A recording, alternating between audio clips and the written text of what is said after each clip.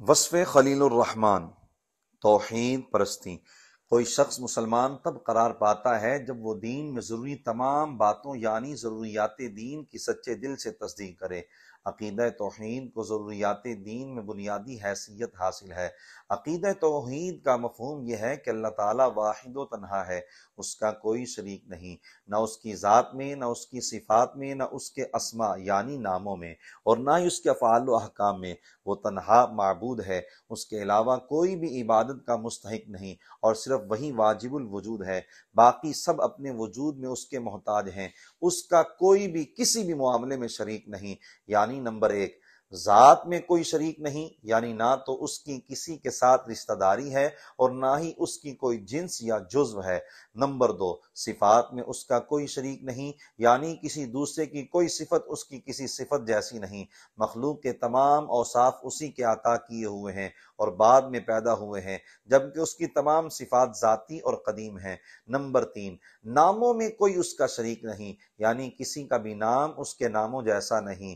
Number چار، اور افعال و احکام میں اس کا کوئی شریک نہیں، یعنی نہ تو اس کے کاموں میں کوئی اس کا معاون و مددگار ہے اور نہ ہی وہ اپنے فیصلے و حکم میں کسی کو شریک کرتا ہے۔ تمام انبیاء کرام علیہم الصلوات و تسلیم نے اپنی اپنی امتوں کو عقیدہ توحید کی تعلیم و تربیت عطا کی۔ ہمارے آقا کریم صلی اللہ علیہ وآلہ وسلم نے بھی لوگوں کو یہ عقیدہ بھرپور طریقے سے سکھایا، اور آپ کے جد امجد سیدنا ابراہیم علی نبینا و علیہ الصلوۃ والسلام نے بھی پوری قوت کے ساتھ بغیر کسی خوف کے اپنے خاندان والوں، اپنی قوم اور بادشاہ وقت نمرود کو توحید کا پیغام پہنچایا۔ اس سلسلہ میں آپ کو سخت آزمائشوں کا سامنا کرنا پڑا، آگ میں بھی ڈالا گیا، وطن بھی چھوڑا، مگر آپ ہمیشہ اپنے رب کی توحید بیان فرماتے رہے، خاندان اور قوم کے سامنے اظہار توحید۔ ارشاد باری تعالیٰ ہے، وَإِذْ قَالَ إِبْرَاهِيمُ لِأَبِيهِ وَقَوْمِهِ إِنَّنِي بَرَاءٌ مِّمَّا تَعْبُدُونَ إِلَّا الَّذِي فَطَرَنِي فَإِنَّهُ سَيَهْدِينِ وَجَعَلَهَا كَلِمَةً باقية في عقبه لعلهم يرجعون۔ یعنی اور جب ابراہیم نے اپنے چچا یعنی عرفی باپ اور اپنی قوم سے فرمایا، میں تمہارے معبودوں سے بیزار ہوں، مگر وہ جس نے مجھے پیدا فرمایا تو ضرور وہ جلد مجھے یعنی مزید بلند درجات کا راستہ دے گا، اور ابراہیم نے اس کلمہ کو اپنی نسل میں باقی رہنے والا کلمہ بنا دیا، تاکہ وہ یعنی ان کے بعد والے بھی اسی عقیدہ کی طرف رجوع کریں۔ بادشاہ کے سامنے اظہار توحید، وہ کیسا حسین منظر تھا جب خدائی کا دعویٰ کرنے والے نمرود اور اس کے تمام لشکروں کے سامنے سیدنا ابراہیم علی نبینا و علیہ الصلاۃ والسلام تنہا نہایت جرت کے ساتھ توحید کا پیغام دے رہے تھے۔ ارشاد ربانی ہے، أَلَمْ تَرَ إِلَى الَّذِي حَاجَّ إِبْرَاهِيمَ فِي رَبِّهِ أَنْ آتَاهُ اللَّهُ الْمُلْكَ إِذْ قَالَ إِبْرَاهِيمُ رَبِّيَ الَّذِي يُحْيِي وَيُمِيتُ قَالَ أَنَا أُحْيِي وَأُمِيتُ قَالَ إِبْرَاهِيمُ فَإِنَّ اللَّهَ يَأْتِي بِالشَّمْسِ مِنَ الْمَشْرِقِ فَأْتِ بِهَا مِنَ الْمَغْرِبِ فَبُهِتَ الَّذِي كَفَرَ وَاللَّهُ لَا يَهْدِي الْقَوْمَ الظَّالِمِينَ۔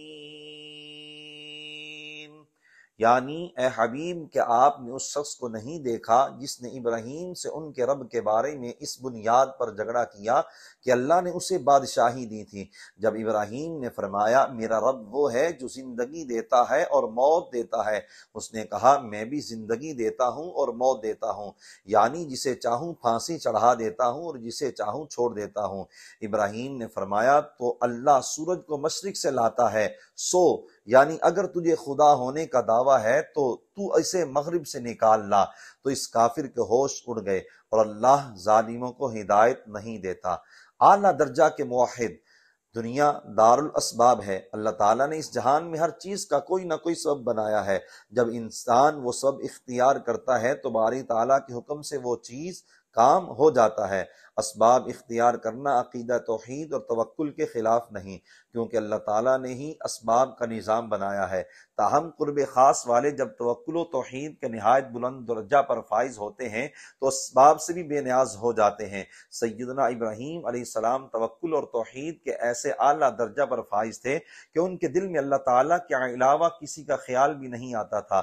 جب آپ کو آگ میں ڈالا جا رہا تھا تو مختلف ذمہ داریوں پر مقرر فرشتوں نے مدد کرنے کی اجازت چاہی، مگر آپ نے فرمایا مجھے تمہاری مدد کی کوئی ضرورت نہیں، حتیٰ کہ جبریل امین علیہ السلام نے حاضر ہو کر پوچھا یا ابراہیم حل لک حاجت، یعنی پیارے خلیل میرے لیے کوئی حکم؟ فرمایا اما الیک فلا، آپ سے کوئی کام نہیں۔ انہوں نے کہا اپنے رب سے التجا کر لیجئے۔ فرمایا حسبی من سؤالی علمہ بحالی، وہ میری حالت کو خوب جانتا ہے، یہی مجھے کافی ہے۔